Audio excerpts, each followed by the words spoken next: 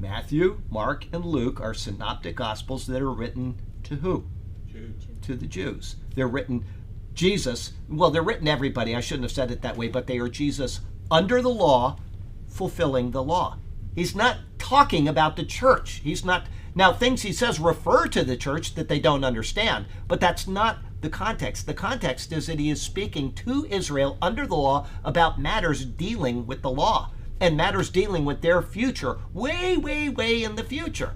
And if you try to take what he says in those gospels and apply them to your own life, you're going to have confused theology because you've mixed dispensations.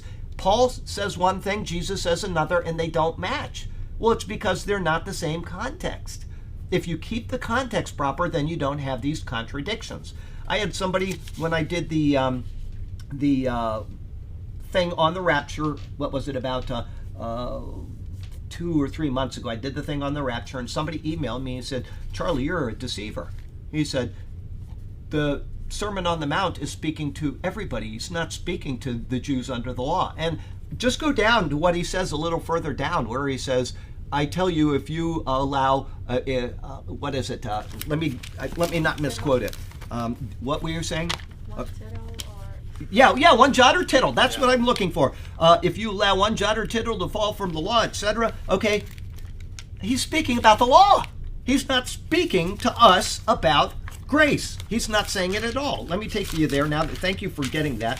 He says here, you've heard it said, okay, and you've heard it said, and he's speaking to the Jews. Now, don't get me wrong. The precepts, many of the precepts that he says in the Sermon on the Mount, Paul repeats in Romans 15. Okay, that's fine. But when he says these things, he is speaking to Israel under the law.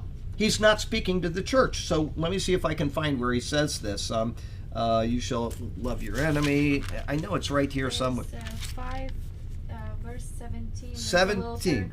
That's what I'm looking. That's it.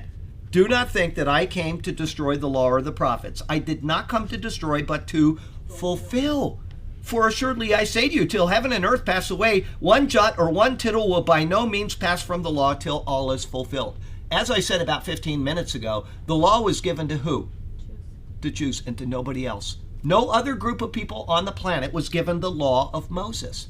He can't be speaking to the Gentiles. He can't be speaking to the church, because by the time the church is introduced, the law is fulfilled. It's done. Okay? But the guy comes and he tells me I'm a deceiver because Matthew 5 is written everybody. Well, yeah, it's written everybody, but the context is not for everybody.